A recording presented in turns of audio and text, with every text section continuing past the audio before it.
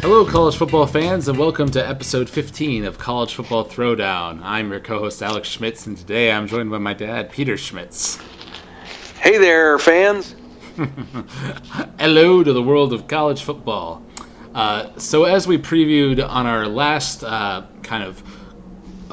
general college football recap, which we did for the recapping week 3 of the season, previewing week 4, we talked a lot about how week 4 was a very important weekend for the Pac-12. There were a lot of big matchups within that conference, and as things played out, there were quite a few unexpected turns of events, and things have definitely been shaken up in that conference in terms of who's on top and looking to be going to that championship game. Yes, that's true, and some unexpected results. Obviously, a lot of games that were played last weekend within the Pac-12 are going to be really significant in shaping, who is the leader as this season really starts to unfold. So it'll be fascinating to watch for sure. Yeah, the one that was most surprising to me personally was Utah winning 62-20 over Oregon.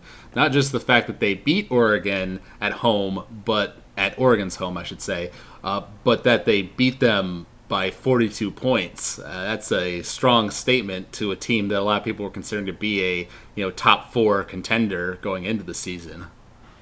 Right, and there were big question marks around Oregon and whether or not this new quarterback who was a transfer was going to do, just kind of being dropped in to this situation after Mariota departure from last season. And the early returns were somewhat mixed, but people were still optimistic that we can see his talent. Clearly, the guy has some of the tools that you're looking for within Oregon's system. But then in this game, the wheels kind of came off a little bit, and then every bad thing that could happen started happening, including big plays for Utah. Utah was scoring in a variety of different ways, and it was almost like the shooting guard who can't miss. Everything they did, everything they dialed up seemed to work for Utah, and they had just a magical night.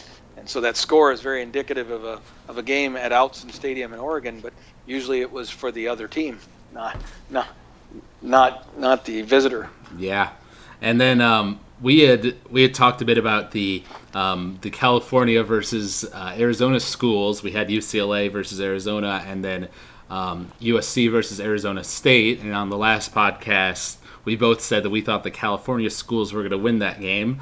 We actually gave scores for the UCLA game. I said that UCLA was going to win 28-24, and you said that they were going to win 35-28. As it turned out, they had a pretty dominating victory of 56-30, definitely showing themselves off as now UCLA is basically the front runner in the Pac-12, I should say. Yeah, I would say that certainly UCLA has shown themselves to be maybe one of the more complete teams, but they also have sustained some significant injuries, and I just wonder if at some point those injuries are going to come back and be a factor that hurts them along the way as the season progresses. Mm-hmm. For sure, and then the USC also did pretty well against Arizona State, bouncing off of their loss to UCLA.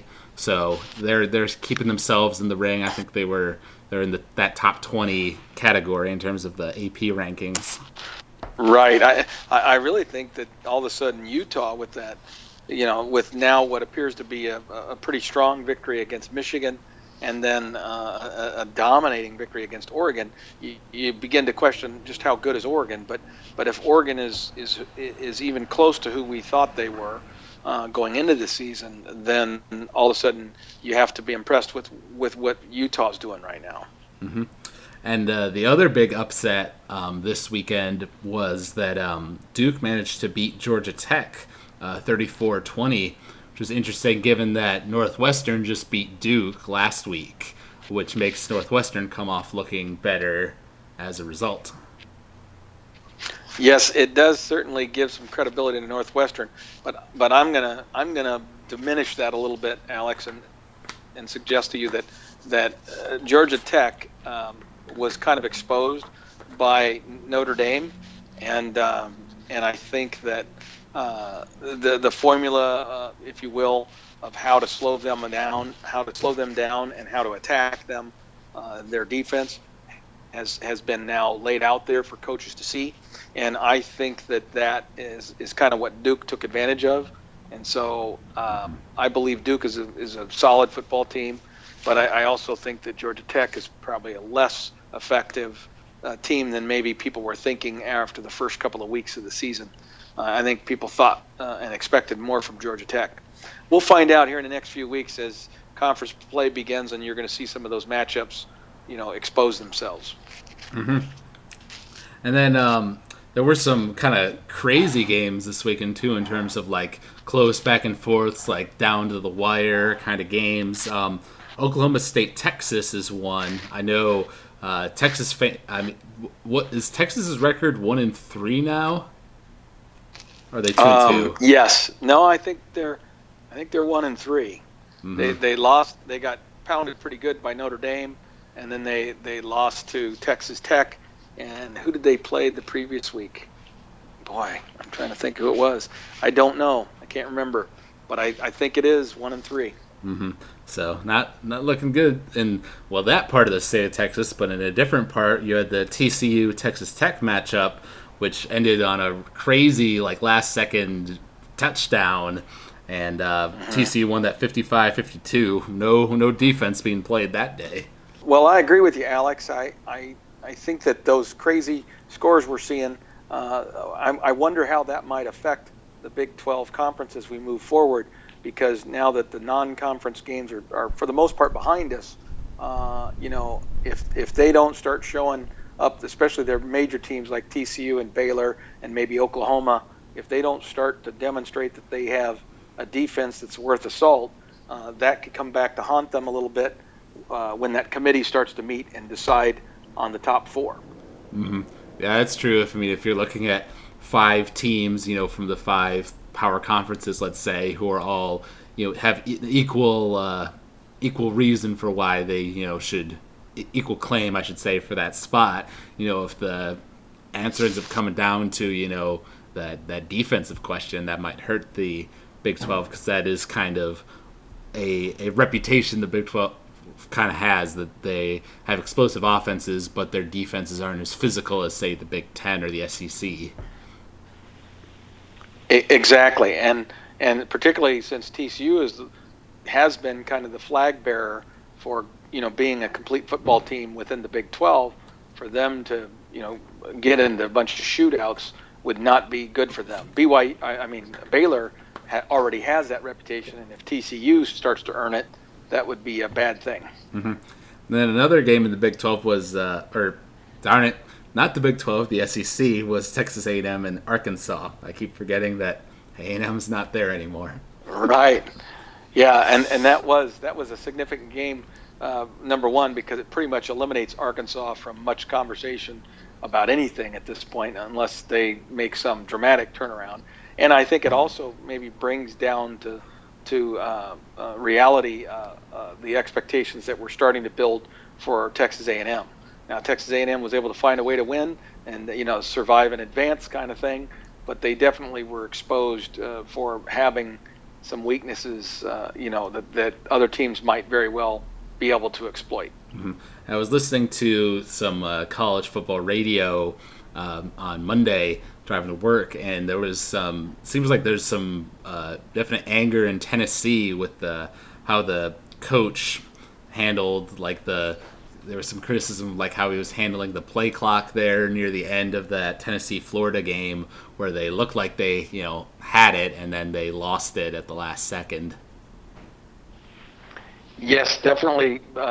Butch Jones, I believe his name is, and yeah, he is under a little bit of fire there, because now here you're looking at 2 games in a row where he played Oklahoma and had it in the bag, had a 17 or whatever it was, 17-0 or 24-0 type of lead against Oklahoma, and ended up losing the game, and then turn around in a couple of weeks and do the same thing down in Florida, where you have a game effectively, your fans think won, and then you find a way to make some bad decisions that give Florida some second chances, and voila, they take advantage and win the thing. Yeah, well, the worst part about it, I think there was a 4th and 14 there near the end where the defense, should have been able to shut them out and let that drive keep going.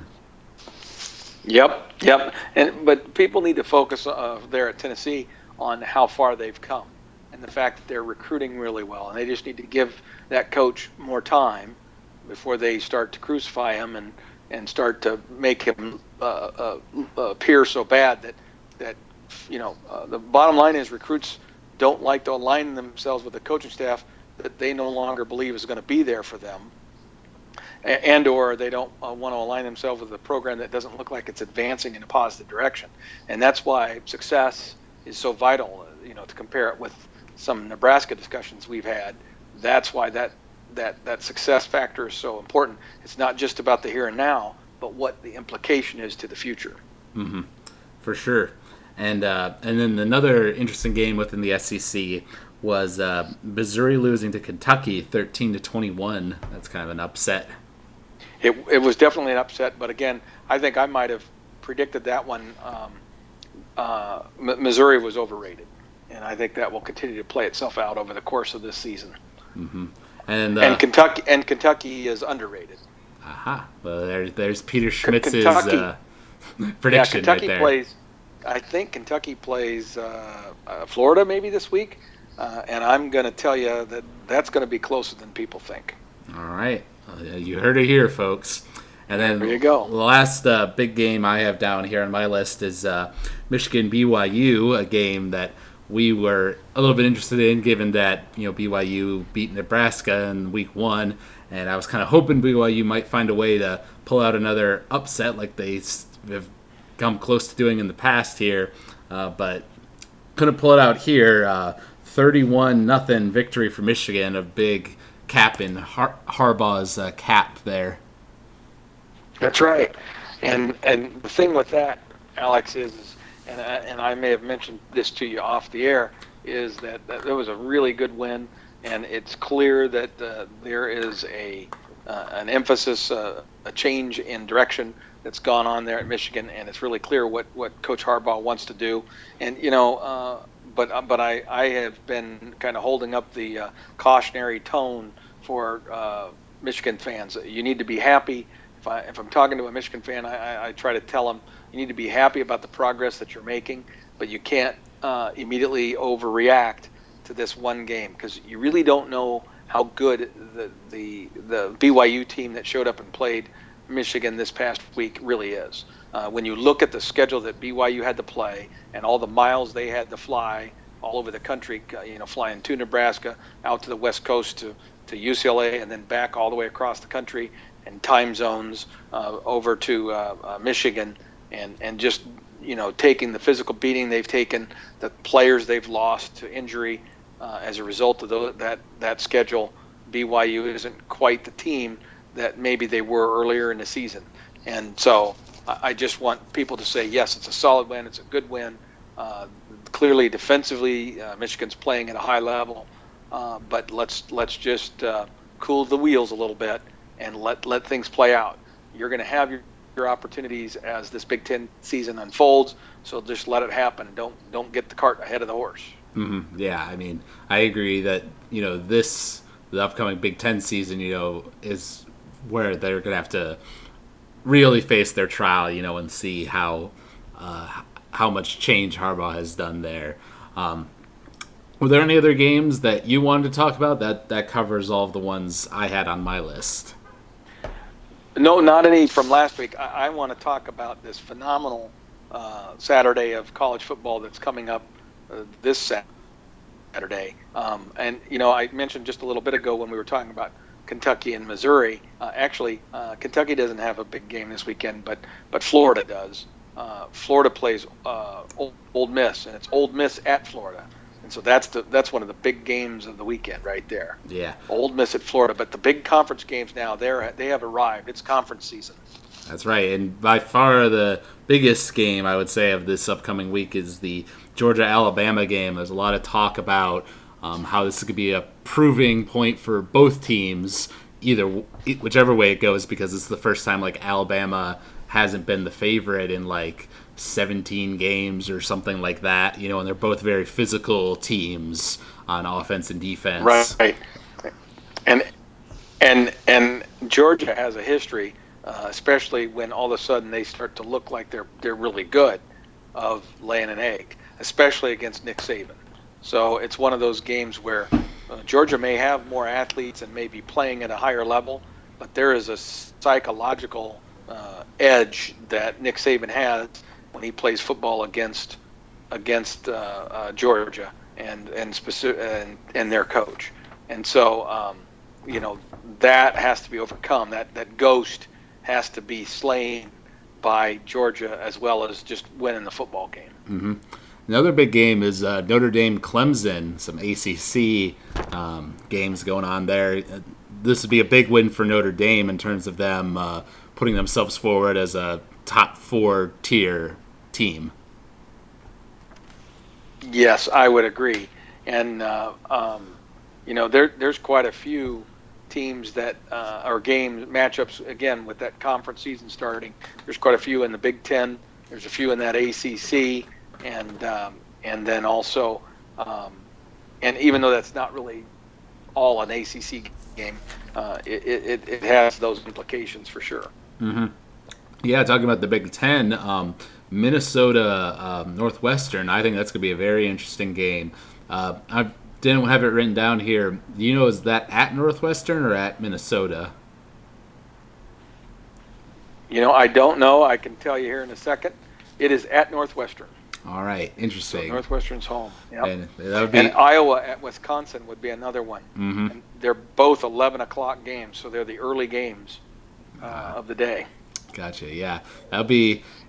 I guess that's a tough task for Minnesota to go to Northwestern and beat them when Northwestern's on this kind of streak at the moment. But Minnesota certainly is a good football team, and I'm interested to see how they perform against that strong defense of Northwestern. Of course, frankly, Minnesota should have lost to your Ohio Bobcats last week. Yeah. They got lucky to win that game. Yeah, I did. I didn't watch that game, but I saw the score, and it seems like the Bobcats are doing pretty good this season to be able to play a good Minnesota team, to a close match like that. Absolutely, the Fighting Frankies. That's right, good old Frank Solich. What do you think about the Wisconsin-Iowa game? I mean, I would certainly say I think Wisconsin's going to win that game, but I think Iowa could make it interesting. Yeah, I agree. I think that Wisconsin wins that game, and I just don't know what to think of Iowa. I mean, they've not really played anybody that would be considered, a highly talented team. Although Pittsburgh clearly has athletes, Iowa State clearly has athletes, and so those are victories you have to respect. But they haven't seen a defense like they're going to see at Wisconsin, and so I have a feeling that in that particular matchup, Wisconsin's going to rise to the occasion and look pretty good. Mm-hmm. We were talking earlier about Texas A&M and how they had some kind of holes poked in them in that Arkansas game. Now they're playing against Mississippi State, and so that's going to be definitely a trial for them to see if they can overcome that. Well, and that's another one of those make or break, at least on one side of the ledger. If Mississippi State doesn't win that game, I think their season is already on the rocks. So that's a must-win almost for them. Mm-hmm.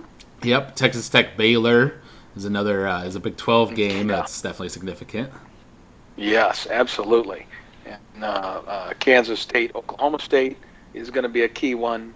Of course, we already mentioned the Ole Miss Florida game, which I think is one of the biggest games, and then Arizona State at UCLA. So I mean, you just look across the board, and it's just major game. Arizona Stanford. It's just amazing the number of really attractive matchups that are going on in conference play this week. Yep, West Virginia, Oklahoma is another good game. Yes, yes, it is. Yeah. So batten down the hatches, get ready to go, college football fans, because it's going to be a great weekend of college football. Yep. Great weekend. Yeah, but certainly shaping up that way, and it's always interesting getting into conference play. Things start to kind of settle down in terms of, or in terms of who's really the dominant team and who's not, we'll kind of see as they go head to head, who's really at the top of the pecking order, as it were.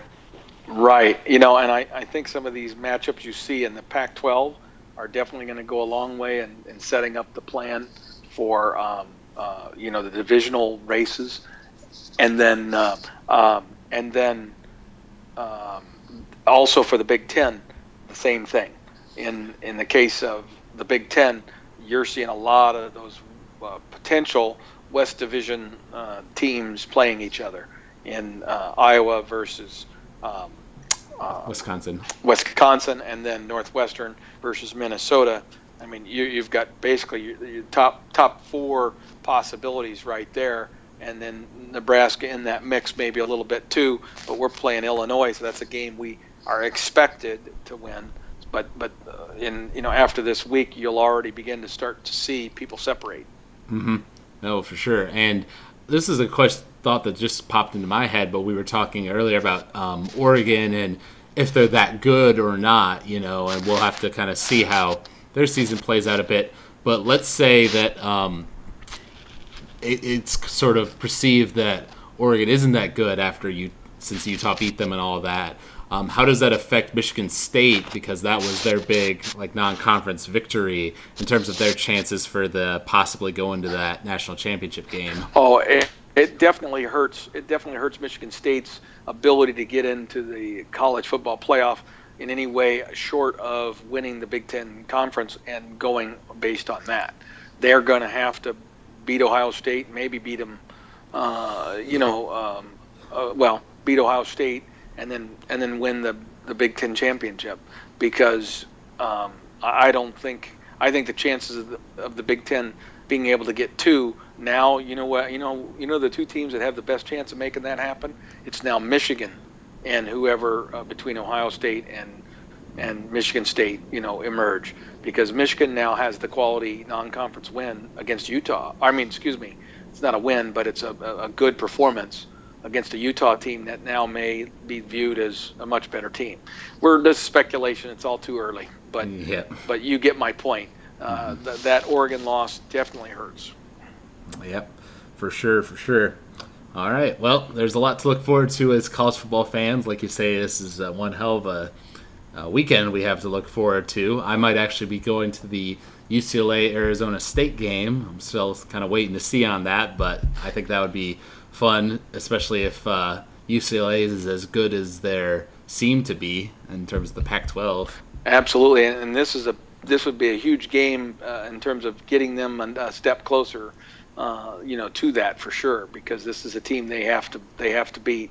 Of course, you can say that about everybody, but I'm just saying that if you can prove that you can win that game, then some of the other games look to be wins too. Mm-hmm. Yeah, and I probably should mention this on the last podcast, on the Nebraska-specific podcast, but you're going to the Nebraska-Illinois game in Illinois. Yes, and it's been a long time since I've been down to Champaign-Urbana. It's a beautiful campus. Looking forward to a great day of just enjoying the beauty of college football and the game day environment. And I have a feeling that Illinois fans are going to come out of the woodwork a little bit.